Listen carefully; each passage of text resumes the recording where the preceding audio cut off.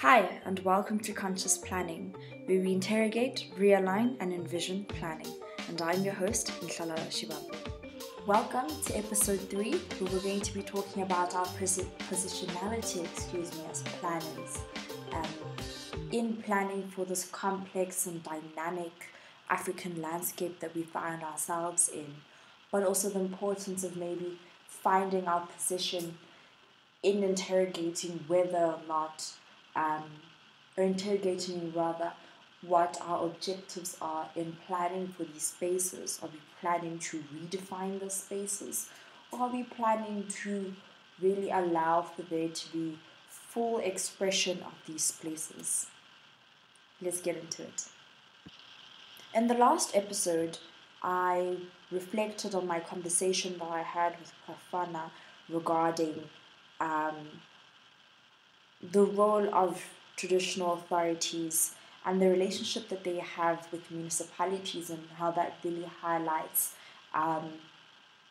one, the fact that our legislation doesn't fully recognize their capacity, as for a lack of better words, but also maybe rather, let me rephrase it to say that our legislation does not fully allow for traditional authorities to operate in their full capacity in the manner that they were before colonialization.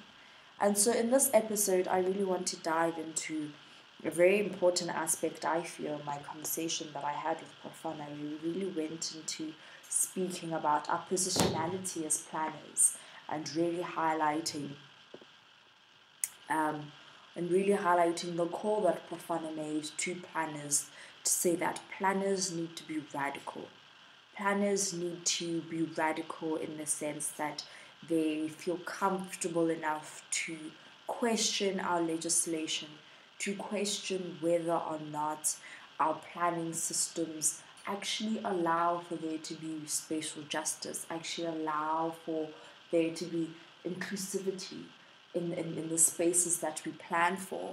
And a very important aspect in this that Profana went on to mention was to say that a lot of our planning perspective is very Western. And so a Western perspective is very different to the manner in which African people relate to things. They relate to society, relate to space, relate to people.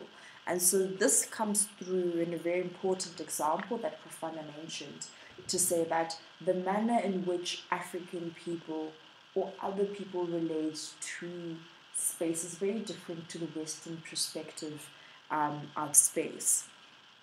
And this is to say that on Sundays we do find that whilst there are churches, that have been built, synagogues that have been built to say that this will be the places of worship, we find that, we do have African religions or African spiritual practices that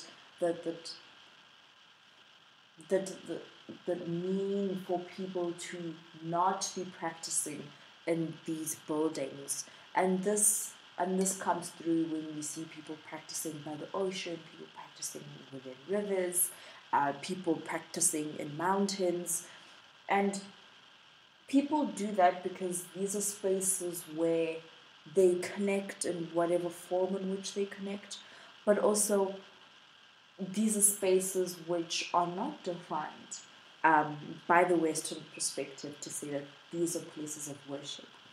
Instead, in order for people to fully feel like they can express themselves in form of spirituality, people find solace in all these other places, in these other natural environments.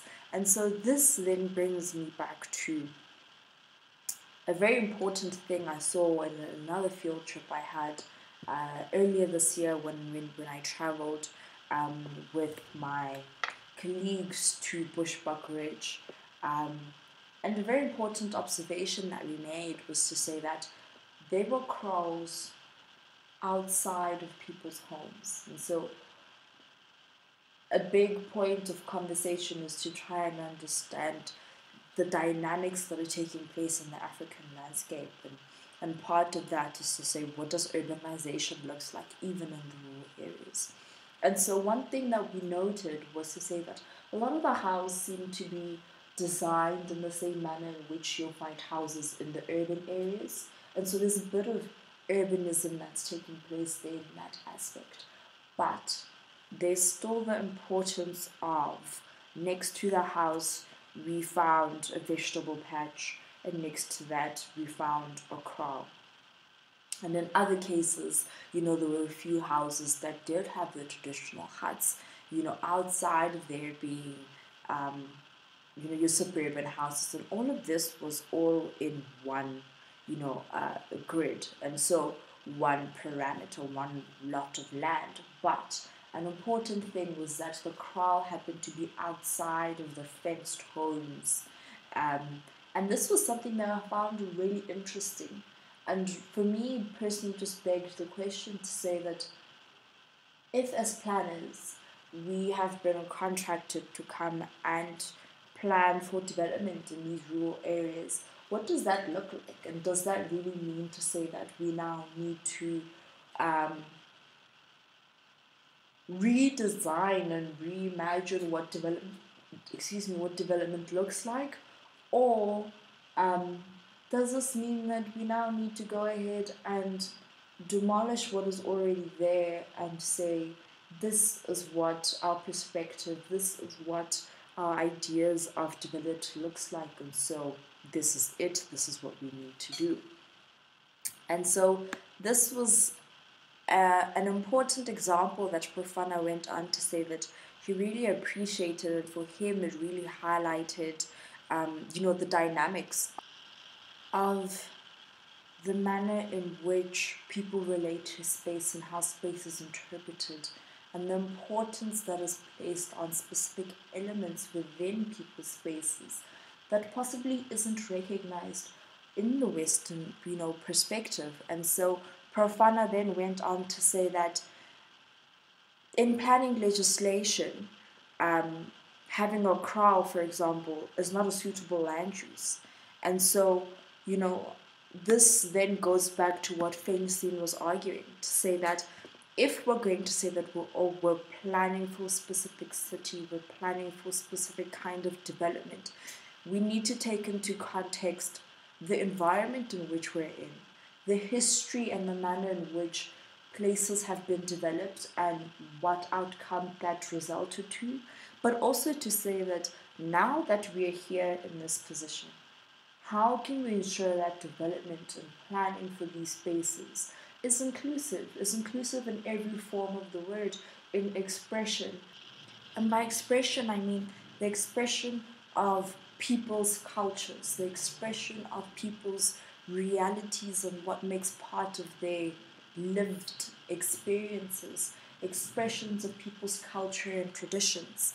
And this is why in the debate of understanding the kind of urbanization that's taking place, especially in South Africa, you see a lot of movement of people from one place to another. Like for me personally, I'm from Limpopo, so when we say we're going home, we're going to Limpopo, we see that happening a lot during the major holidays like your Christmas, your Easter, where there's a lot of traveling from one place to another. And in our conversation, we then explored the fact that the migration that you see, or maybe the connection that people have with home, of where they originally are from, outside of where they live in the urban areas, is because it is only in their homes, in the rural areas, where people are allowed to fully express themselves in the manner in which that makes sense to them, in the manner that speaks to them and their culture and their traditions and their spirituality. And so I think an important point that Profana made was to say that he was correct in saying that we do need to question and interrogate whether or not our planning systems are actually inclusive. Because from this point of view, it does seem like, these Western perspectives and ideas seems to confine people's expression. And I think that this does place limits on people's sense of identity, sense of belonging in urban areas. Because, we can argue that if one does not really feel comfortable enough to express themselves, then they belong, but not really. But they fully belong in a different space where all the experiences are accommodated for. And whilst that's fine, we then takes us back to the main question that Fainstein highlights to say, but what does that say about our planning theories that we adopt as planners? What does that say about our position as planners in planning in these very complex and urban spaces? To say, are we really being inclusive? Are we really accommodating for people? Are we really building cities that will allow people to feel free? And so I could be brave and say that this possibly goes back to questioning whether or not the planning system actually advocates for the equality of all. That every person has a leg to stand on, every single person is given the space and the authority to fully express themselves in whatever environment they find themselves in, and to know that the expressions and the experiences are not limited. As my concluding remarks, I think my question is to really say, whose voice are we amplifying? And are we as planners comfortable enough to interrogate our positionality in this landscape? Are we comfortable enough to question why we're planning in the manner that we are, and maybe reimagine our ideas of what development looks like? Can we question what development looks like in the African landscape? Because as Fainstein says, it's important to go back and look at whether or not what has been done in the past has worked. And if we find that in some spaces it has alienated people, or as we already see in the urban areas, that the manner in which we are planning for cities and planning for people actually isn't conducive, because we then have people that are stationed in two different spaces, because two different spaces allow for two different forms of expression. And so this is the point where we interrogate our position as planners. This is the point where we interrogate what voice we are amplifying in our planning systems. And furthermore, interrogates whether or not we are actually at the point of interrogating and then internalizing and then possibly readjusting or realigning our position to be that which we see on the ground, and to ensure that maybe we can plan cities in a much better, more efficient and more inclusive manner. And the reality is, perhaps we don't have the answer to that question. Perhaps it may even be a long shot, because the reality is that we do exist in a capitalist society that is driven for profit. And whether or not we can choose to exist in a space where we plan for people, for the marginalized, and still gain a profit, is something that we're yet to see. Thank you for tuning in today. Thank you for listening.